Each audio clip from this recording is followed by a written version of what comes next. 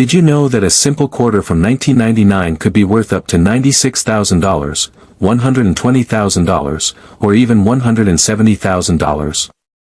Yes, you heard that right. A small coin that looks just like the one in your pocket could actually be a hidden treasure. It might seem like a regular 25-cent piece, but if it has a rare mistake called an error, it could change your life.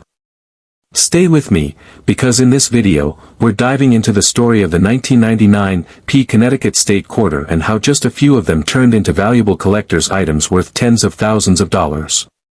By the end, you'll know exactly what to look for and how to check your own coins.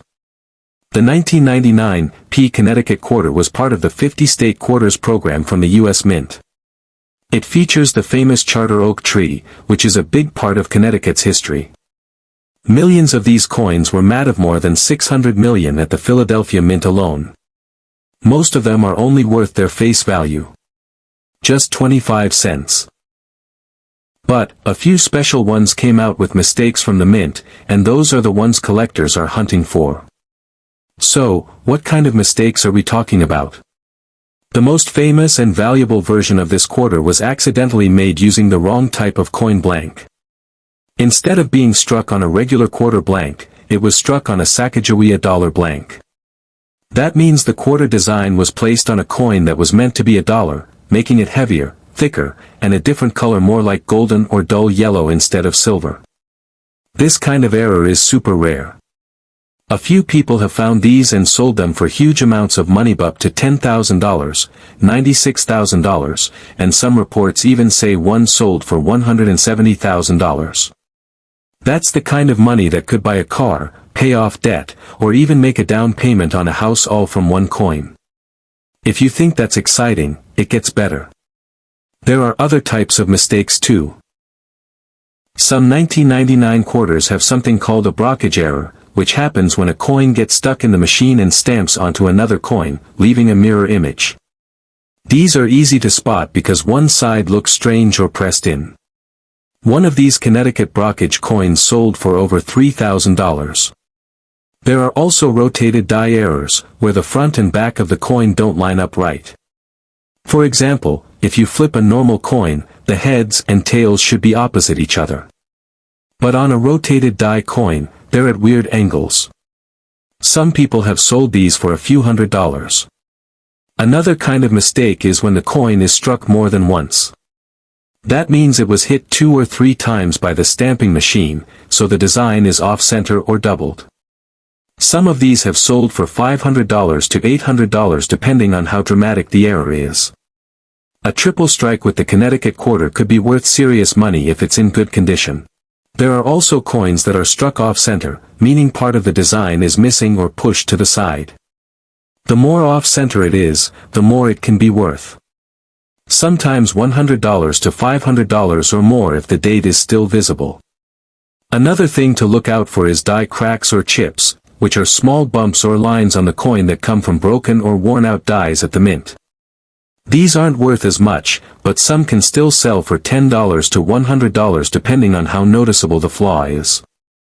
So now you might be wondering, how can I tell if I have one of these special coins?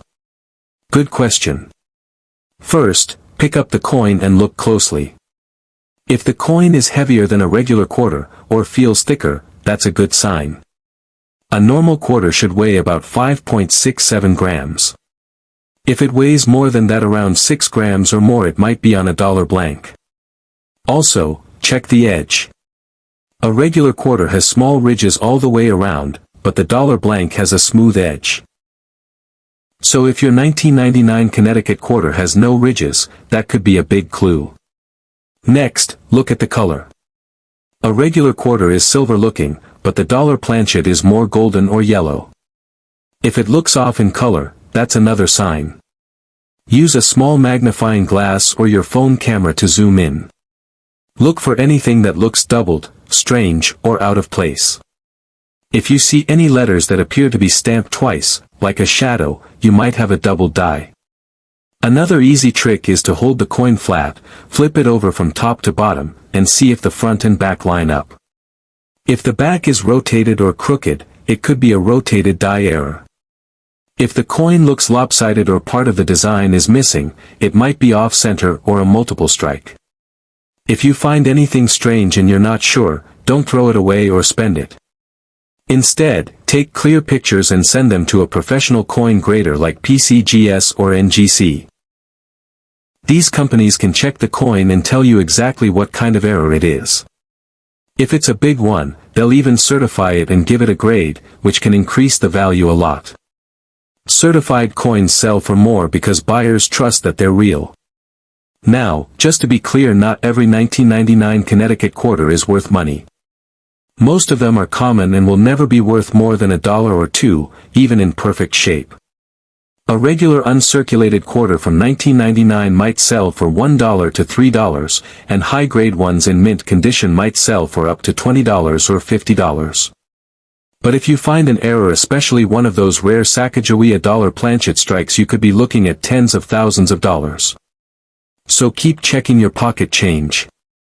Look in your old coin jars, ask your friends and family if they have any 1999 Connecticut quarters, and go through them carefully. You never know, you could be holding a $120,000 coin without even realizing it. Thanks for watching this video and sticking with me to the end. If you found this interesting, give it a like and don't forget to subscribe. Drop a comment if you've got a coin you want us to check out or if you've ever found something cool. Until next time, happy coin hunting and may you find a rare treasure in your own pocket soon.